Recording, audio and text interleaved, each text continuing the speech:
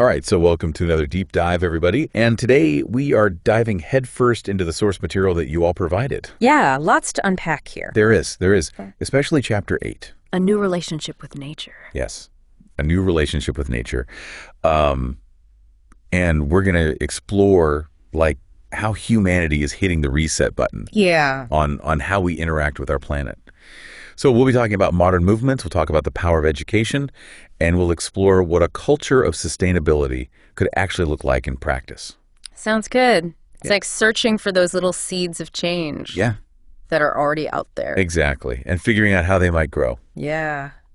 So let's jump right into chapter 8.1, reconnecting with the earth, modern movements. Going through these sources, I was blown away by the variety of groups out there. Yeah. Some are focused on ancient wisdom, others are super modern, but they all share this core desire to reconnect with nature. Absolutely. And it's amazing to see how many of these movements are going beyond just, individual action. Yeah. It's like just hiking or gardening. They're trying to reshape entire communities. Yeah. And even influence policy. Yeah, they're thinking bigger. Yeah. The source material even mentioned this thing called the eco-village movement, which honestly blew my mind. They're all about self-sufficiency, growing their own food, generating their own energy. It's like a modern-day Walden Pond, but with way more people. Right. And the source points out some of those challenges too, like maintaining that level of self-sufficiency. It takes real dedication. Yeah. Requires some specific skills. And integrating that with like the broader economy, that could be tough. Yeah. So it makes you wonder, can this model really work long term? Yeah. Or is it just a really nice ideal? Yeah, it makes you think. It's not all just about like the practical stuff. Right. There's also this resurgence of spiritual practices that are centered around nature.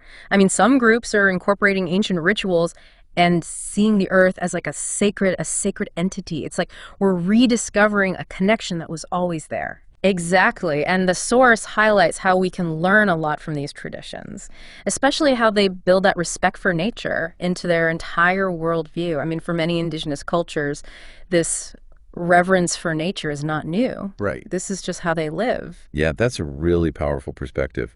And speaking of learning, 8.2 is all about education. The role of education in fostering environmental awareness. I thought this section would be all about classrooms and textbooks, but it goes way beyond that. It does. And one thing that really struck me was how much the source emphasizes that learning about nature doesn't just happen in those formal settings. Yeah. I mean, think about it. It could be a guided hike, a community garden, just playing outside as a kid. Right. Those experiences really shape us. Oh, they do. Our values, our behavior. The source even cites a study that found that kids who participate in these outdoor education programs, they not only get a stronger sense of responsibility toward the environment, but they also have better academic performance overall. It's amazing how that works. It's not just about protecting the environment. It's about helping people grow, become more curious, more engaged with the world around them. Yeah. Better problem solvers. Makes you wonder, how has your education shaped your views on nature? Yeah. Whether it was formal schooling or those really memorable experiences, it's something to think about. Yeah, it really is. Yeah.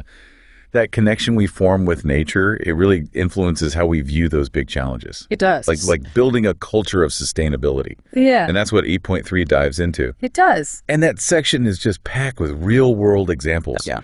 Like cities designing green infrastructure, businesses embracing this concept of a circular economy where you minimize waste and reuse resources, even communities coming together to manage resources sustainably. It's like a sneak peek into a more hopeful future. What's really interesting here is how these examples highlight a shift from individual action to like a bigger system approach. It's not just about me recycling or using less energy. It's about redesigning our entire way of life. Yeah, from the ground up. Yeah. Like in the source material, there's this amazing example of Curitiba, Brazil. Oh, yeah? They totally transformed their city by prioritizing public transportation and green spaces. And they did it through creative thinking and getting the community involved. It shows that even with huge challenges, we can create positive change if we work together. And think outside the box. Yes. So what does this mean for all of you listening? These examples challenge us to imagine what a sustainable future could look like, not just globally, but right where you are, in your community and your home. It's a big question. Yeah. What would that sustainable future look like for you and your everyday life? Yeah. What changes could you make? What could you get involved in? What kind of impact would you like to have? It's something we'll keep exploring as we go deeper into your sources.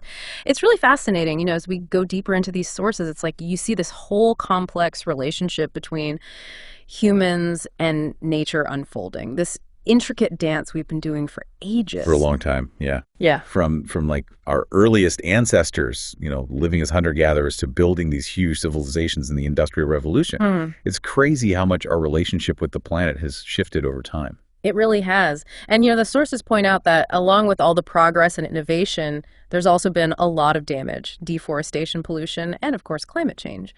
And we can't ignore the consequences anymore. They're becoming way too real. Yeah, it's definitely a mixed bag. Yeah. But this chapter, though, with its focus on education and building a sustainable culture, it feels like a roadmap. Yeah.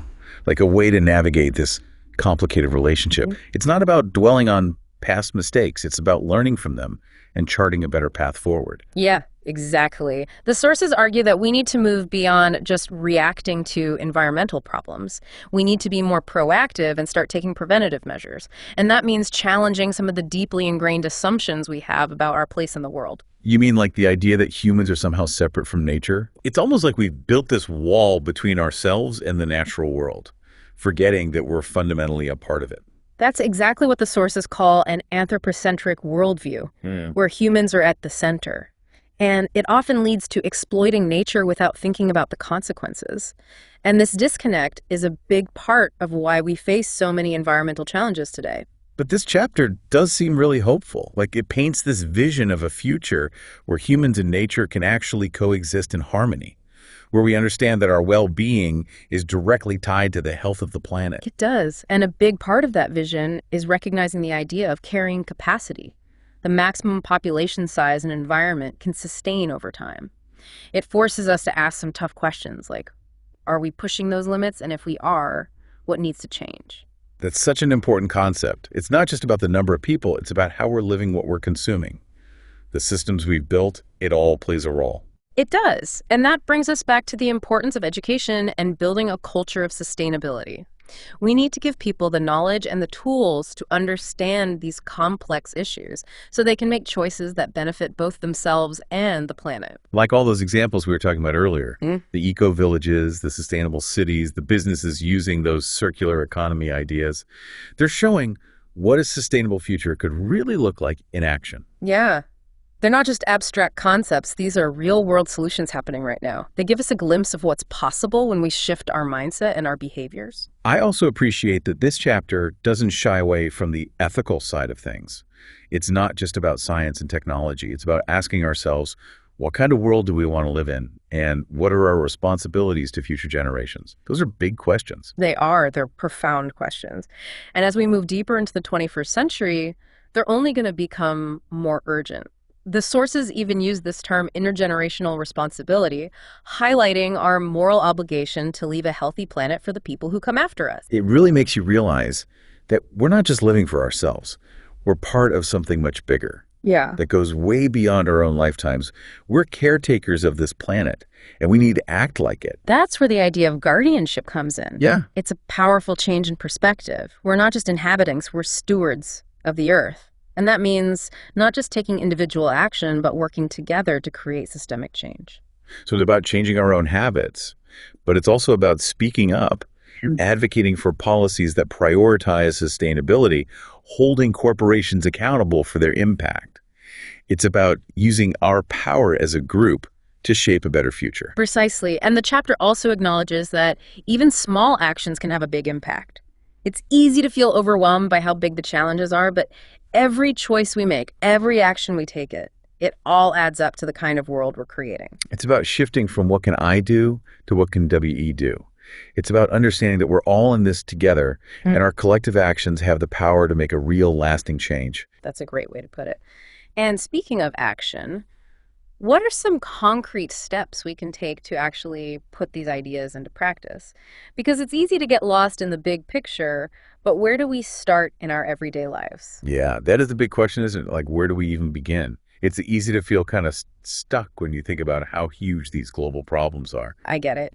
But the good news is there are so many things we can do like right now in our everyday lives. And the source actually has some good starting points. For example, we talk a lot about reducing our carbon footprint, but what about our consumption footprint? Oh, that's interesting. Yeah. Yeah, we're always hearing about buy more, get the newest thing, keep up with the trends, but that whole idea that more is better is so bad for the planet.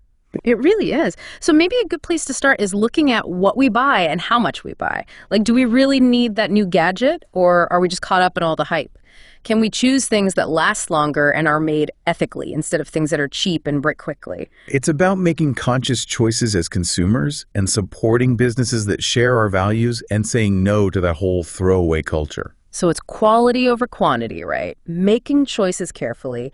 And it's not just about stuff either. It's also about how we get around. Do we always jump in the car, or could we walk or bike or take public transportation more often? You're right, that's a big one. Transportation is a huge contributor to those greenhouse gas emissions. Choosing eco-friendly ways to get around whenever we can really adds up. And if we do have to drive, we can choose fuel-efficient cars or even think about electric or hybrid options that can really lower our impact. And we can't forget about food. I've been reading a lot lately about how the food choices we make have this ripple effect on the environment. It's true. The source talks about how industrial agriculture with its monocultures and pesticides and factory farms leaves a huge mark on the environment. So supporting local farms, choosing organic foods when we can, and even thinking about how much meat we eat, those are all good steps to take. I know it can feel overwhelming to make all these changes, but even small steps can help, right? Like I've been trying to be more aware of food waste. It's crazy how much food ends up in the trash when it's still good. It's a big problem. The source suggests getting better at planning meals and storing food the right way and composting scraps.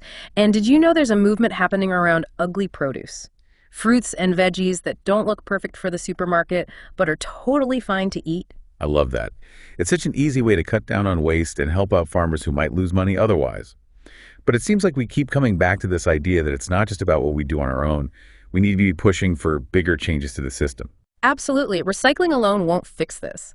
We need to get involved in politics, contact our elected officials, and fight for policies that put sustainability first.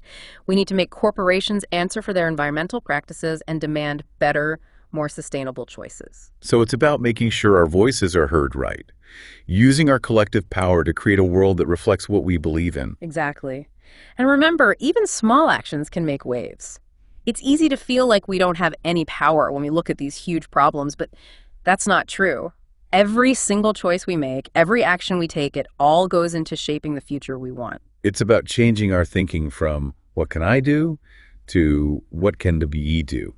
It's about realizing that we're all connected and that all of us working together has the power to create real lasting change. You said it perfectly. We're not just living on this planet, we're a part of this complex web of life. And what we do, even if it seems small, it has consequences that spread out and touch everything. This whole chapter has been such a fascinating journey, and honestly, I feel more inspired and hopeful than ever. We have the knowledge, we have the technology, and we have the will to create a world that's more sustainable and more just. We really do. And I hope this deep dive has given you the information and the energy to go out and do your part in creating that world. So as we wrap things up, I want to leave you with this. What if the key to a truly new relationship with nature is all about rediscovering that sense of wonder and awe that we all felt as kids? You know, that feeling of pure joy and connection with the world around us. What if, by tapping back into that childlike curiosity and appreciation, we can unlock the solutions we need to build a brighter, more sustainable future? It's something to think about. Thanks for joining us on this deep dive. We'll see you next time.